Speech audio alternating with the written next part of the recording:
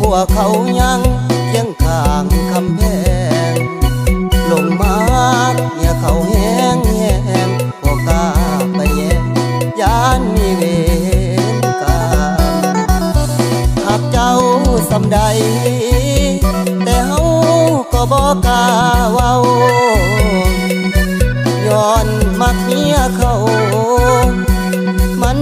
เป็นไปบ่ได้พวกเขายังมีเฮานี่อยู่ในใจแต่มันก็อดบ่ได้มันห้ามหัวใจเอาไว้บ่อยู่เมียเขา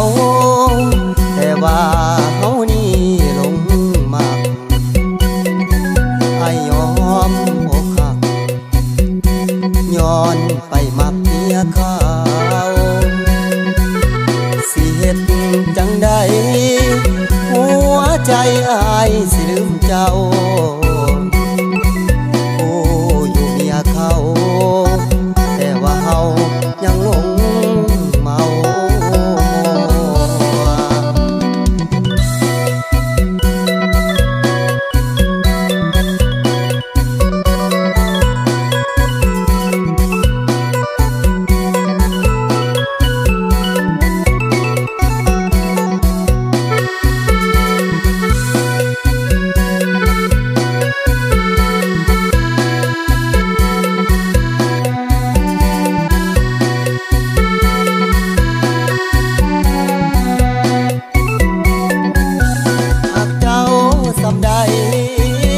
แต่เฮาก็บอกกล้าเว้าย้อนมักเมียเขามันเป็นไปบ่ได้พวกเขายังมีเฮานี่อยู่ในใจแต่มันก็อดบ่ได้มันห้ามหัวใจเอาไว้บ่อยู่เขาแต่ว่าเฮานี่หลงมักให้ยอมอกหักย้อนไปมักเมียเขาสิเฮ็ดจังใดหัวใจอ้ายสิลืมเจ้าโอ้อยู่เมียเขาแต่ว่าเฮายังหลงเมา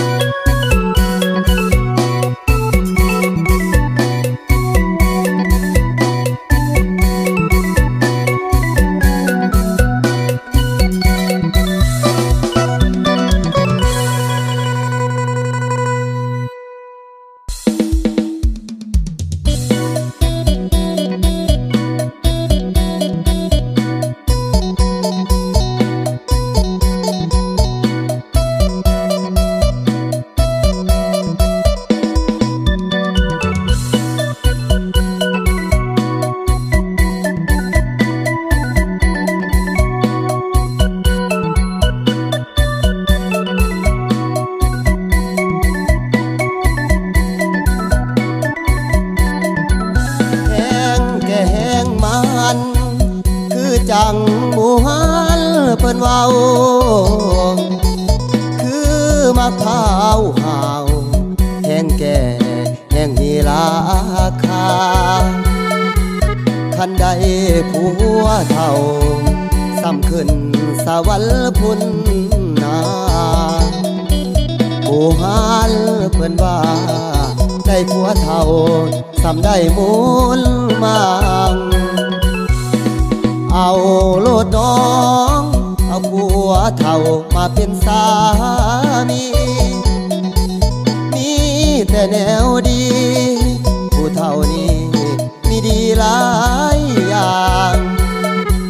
ถึงตัวสิเฒ่าแต่หัวใจ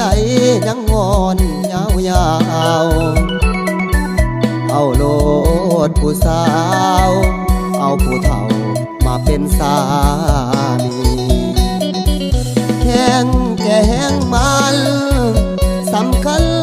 อยู่ที่เวียกบ้าน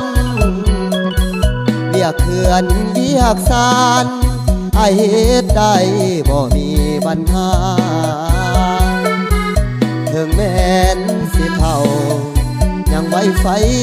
อยู่เด้อค่อยว่าสาวใดใจกล้ามาเป็น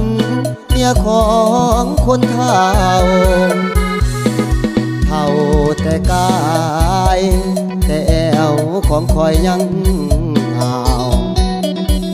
เอาโลดผู้สาวเอาผัวเท่าซ้ำขึ้นสวรรค์รถมีให้ขี่เงินคำมีใส่สุยางอย่าได้มองข้ามว่าผู้เฒ่าก็มีราคา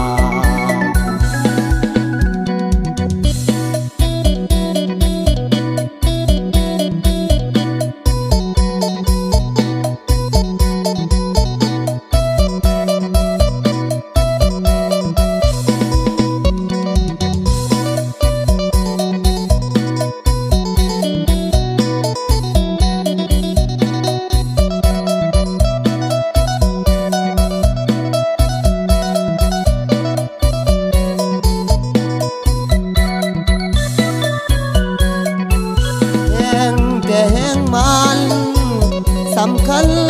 อยู่ที่เวียกบ้านเวียกเขื่อนเวียกสานไอเฮ็ดได้บ่มีปัญหาถึงแม้นสิเท่ายังไว้ไฟอยู่เด้อค่อยว่าสาวใดใจกล้ามาเป็นเมียของคนเฒ่าเท่าแต่กายแต่แอวของคอยยังห่าวเอาโลดผู้สาวเอาผัวเท่าซ้ำขึ้นสวรรค์รถมีให้ขี่เงินคำมีใส่สุยางอย่าได้มองข้ามว่าผู้เฒ่าก็มีราคา